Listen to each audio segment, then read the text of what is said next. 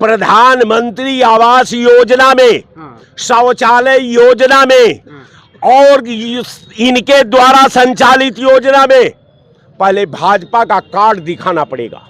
यहां राशन में भी दिखाना पड़ रहा है। भाजपा के जो कार्यकर्ता होंगे, जो भाजपा का कार्यकर्ता है वही किसान है, भाजपा का जो कार्यकर्ता है वही गरीब है, भाजपा का जो कार्यकर्ता है उसी के पास पात्रता है और किसी के पास कोई पात्रता नहीं। इनका ये सिस्टम है, ये इनका ये लोकतंत्र है, ये प्रजातंत्र ये बना रहे हैं। तो ये प्रधानमंत्री की नियत में खोट है।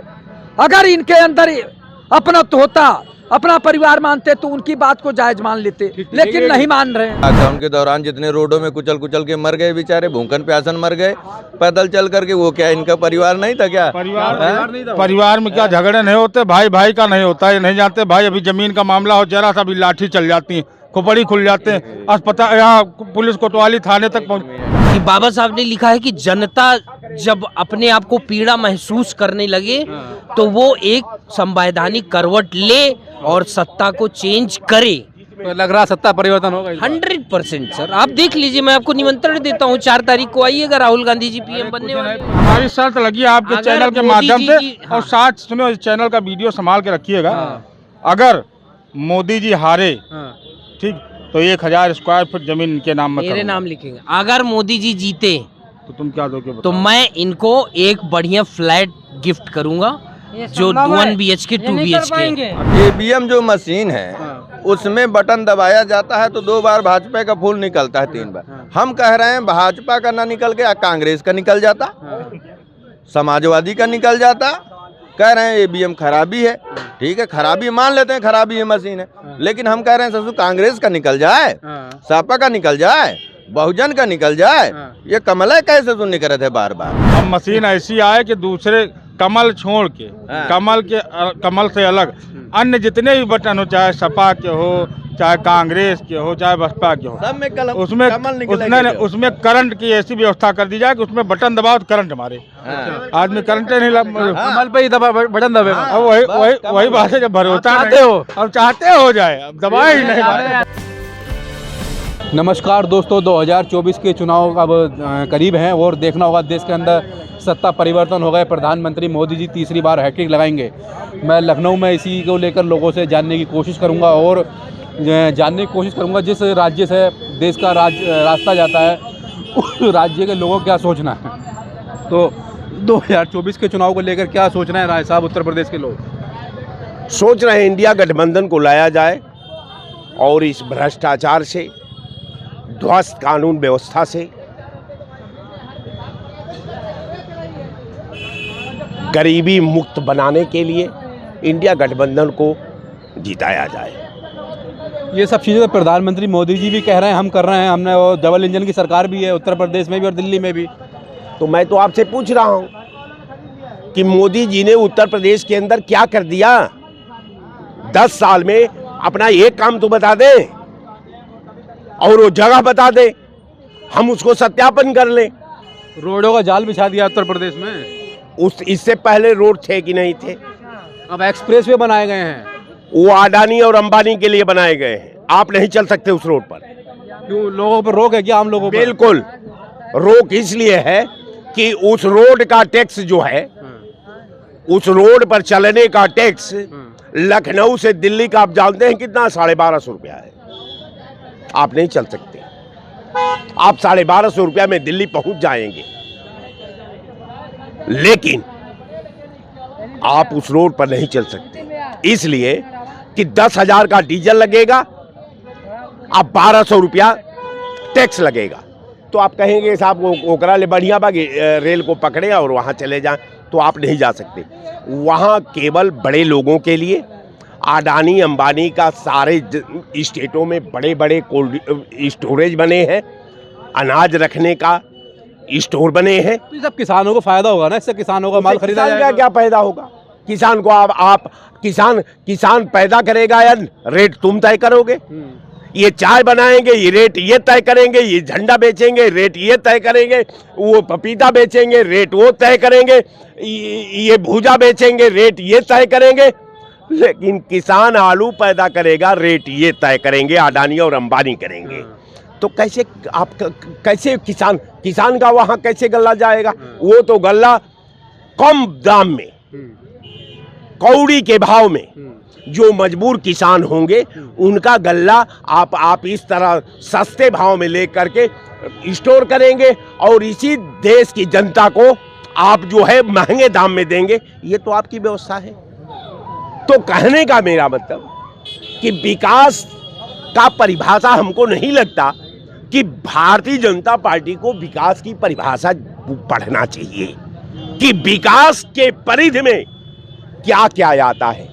विकास का सड़क से कोई लेना देना नहीं, विकास का टेक्नोलॉजी से लेना देना है, शिक्षा से लेना देना है, उद्योग धंधा से लेना देना है, स्टील से लेना देना है, कोयला से लेना देना है और तमाम ऐसी लोहा, कार्बन, बिजली, पावर हाउस, इससे लेना देना है, बिजली पर प्रोजेक्ट से लेना देना है, रेलवे का कल कारखाने पर लेना देना है, मंदिर बना दिए, ये भी एक प्रोजेक्ट हो गया।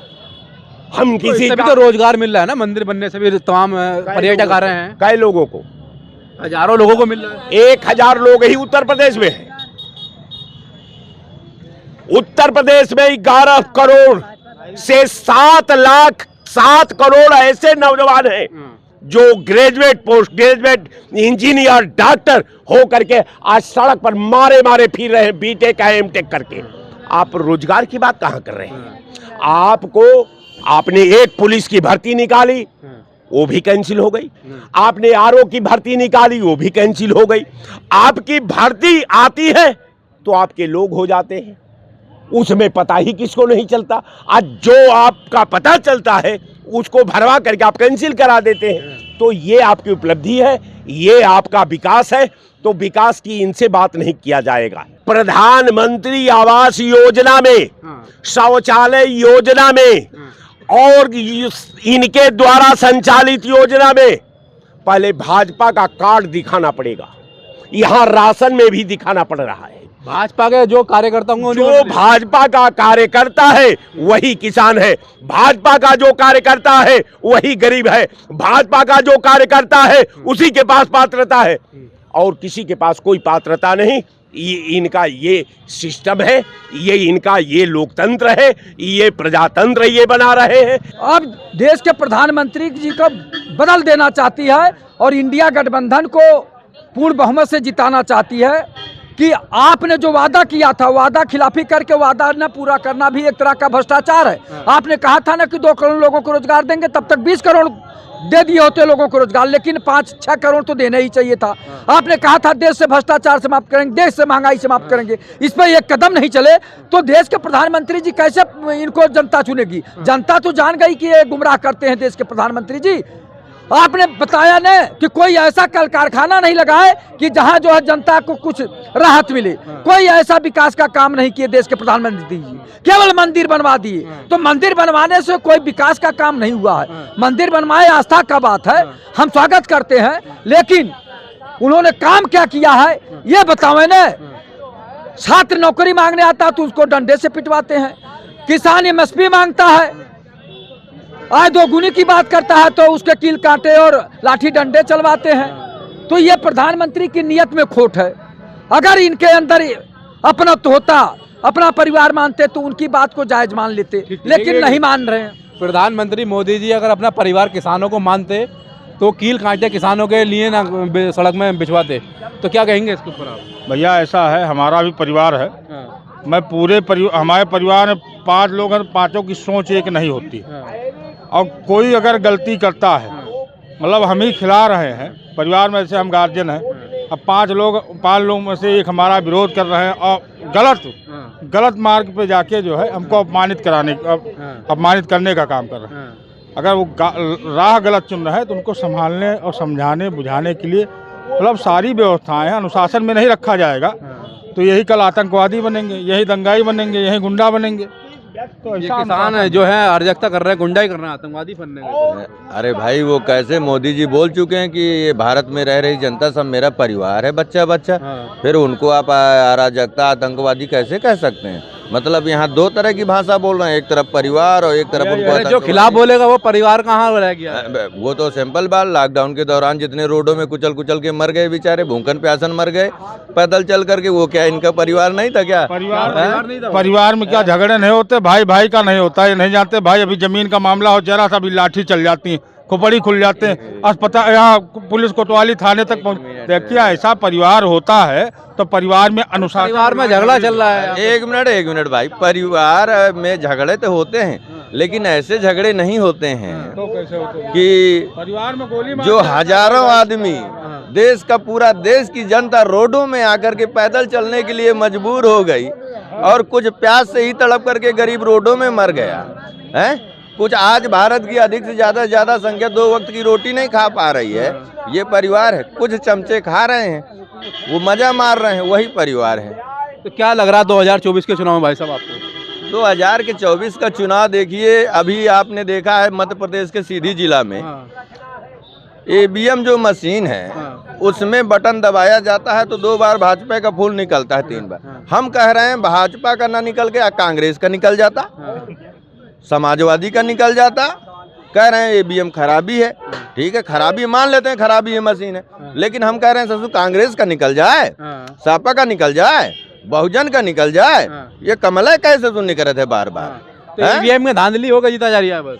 अब कुछ भी हो सकता है। देखिए अब ये लोकतंत्र, जहाँ तक कहें कि लोकतंत्र की स्थिति जो है डामाडोल हो गई। सच्चाई होती तो देखिए, यदि वो बैलेट से चुनाव ना होता पंजाब में, चंडीगढ़ वाला, अब जज साहब ना देखते कितने वोट तुम्हारे राइट है, कितने क्या हैं, तो क्या इनको न्याय मिलता? आम आदमी पार्टी वालों को ना मिलता ना।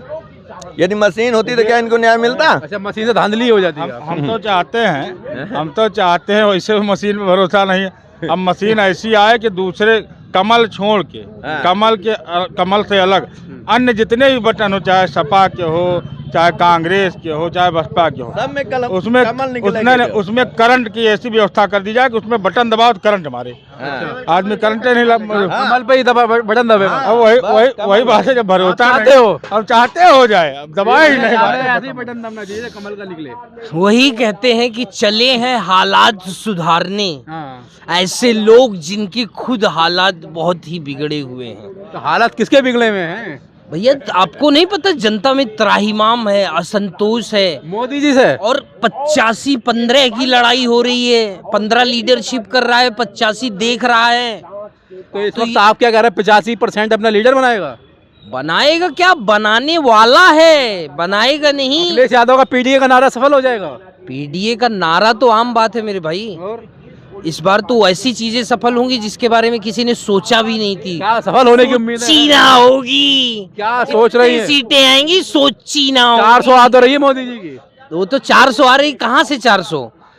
अब मेरे को नॉर्मल इवेल्युएशन, आप भी जर्नलिस्ट हो, 527 सीट है टोटल। 543, ठीक है, जिसमें से 100 सीटों पे तो भाजपा का ऐसा है कि वहाँ पे उनका कोई लड़ाई ही नहीं है। लड़ाई नहीं है कोई भी भाई ऐसी सीटें हैं जहाँ पे एकदम फिक्स है कि यही लोग जीतेंगे और वो सब विपक्ष के हैं। और अब आ जाइए आप 443 बची। 443, 170 सीट ऐसी है जिनकी डायरेक्ट इनकी फाइट होगी कांग्रेस के साथ।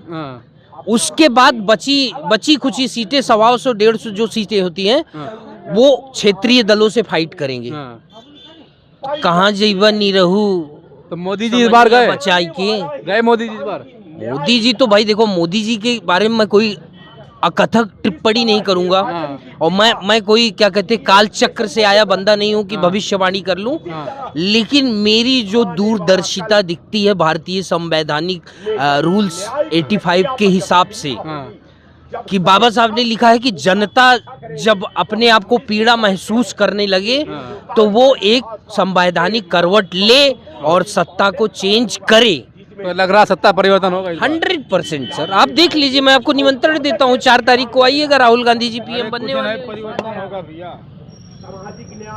जरा इनसे इधर आइए, हाँ बताइए कैमरे का। बताइए क्या लग रहा 2024 में? देखिए, भारत की प्रजातंत्र जो है इस समय समाप्त हो चुकी है। प्रजातंत्र समाप्त हो गया, लोकतंत्र समाप्त है। इंडियन डेमोक्रेसी जो है इस समय समाप्त है। क्यों समाप्त है मैं आपसे बताऊं। हाँ जुडिशियल विभाग हाँ भाजपा कब्जे में, हाँ कार्यपालिका, व्यवस्थापिका, न्यायपालिका सब भाजपा कब्जे हाँ। में, समझ रहे हैं ना। हाँ। और ईवीएम मशीन जो है, हाँ। ये बार बार ईवीएम पे सवाल उठ रहा है, हाँ। तो मोदी तो चाहिए बैलेट पेपर पे चुनाव करावे। अच्छा, मोदी तो चाहिए बैलेट पेपर पे चुनाव करावे। एक मिनट दादा, मोदी को चाहिए, अगर ईमानदार है मोदी जी तो बैलेट से चुनाव कराना चाहिए उनको, बैलेट पेपर से। चाहे जितना जोर लगा लो विपक्ष, चाहे जितना विपक्ष अरे यार बेटा महिला भगाने के सामने दबा क्या तुम्हारा चैनल चल रहा है कि चली? जब बोल ही नहीं रहे हो तो क्या? कौन बोलेगा? एक मिनट साहब, कैमरे में साहब। सुनो, एक साथ लगी है। हमारी शर्त लगी है आपके अगर चैनल के मोदी माध्यम जी से, की- और हाँ। साथ सुनो, इस चैनल का वीडियो संभाल के रखिएगा। हाँ। अगर मोदी जी हारे, हाँ। ठीक, तो 1000 स्क्वायर फीट जमीन इनके नाम में मेरे करूंगा। नाम लिखेंगे। अगर मोदी जी जीते तो तुम क्या दोगे तो बताओ? मैं इनको एक बढ़िया फ्लैट गिफ्ट करूंगा, जो 1 BHK 2 BHK। नहीं, अब की बार तो दिल्ली में सत्ता परिवर्तन होने के पूरी सुगबुगाहट हो गई है। आप देश की जनता के बीच में जा रहे हैं साइकिल से। साइकिल से हम लोग जा रहे हैं, देश की जनता के बीच में जा रहे हैं, और हम लोग कह रहे हैं कि लोकतंत्र को मजबूत करने के लिए जो है, जब भगवान मजबूत हो जाएगा तो संविधान कमजोर हो जाएगा। अच्छा, लड़ाई अब संविधान और भगवान के बीच में आ गई है। बेसिकली जो है, भगवान जब मजबूत होता है तो संविधान कमजोर हो जाता है, और जब संविधान मजबूत हो जाता है तो भगवान कमजोर हो जाता है, क्योंकि संविधान भगवान को नहीं मानता है और भगवान संविधान को नहीं मानता है। ये क्या हुआ? ये क्या तर्क है? ये तर्क इस बात का मैं कह रहा हूँ कि देश के जो है जितने भी सिस्टम है, बेसिकली जो है लोकतांत्रिक, जिसको ढांचा आप बोलते हैं, उस पर भगवान का कब्जा होता जा रहा है।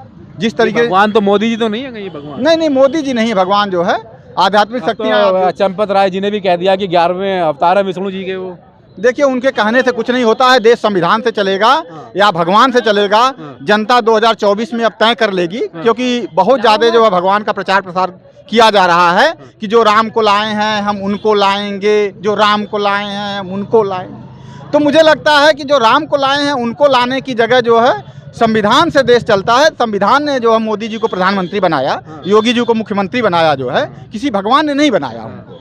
तो मुझे लगता है कि संविधान की बात होनी चाहिए, और संविधान ने ही जब सबको लाया है, एक चाय बेचने वाले को प्रधानमंत्री बना दिया जो है, तो मुझे लग रहा है कि संविधान ऊपर होना चाहिए, भगवान का जो है बोलबाला कम होना चाहिए लोकतांत्रिक देश में।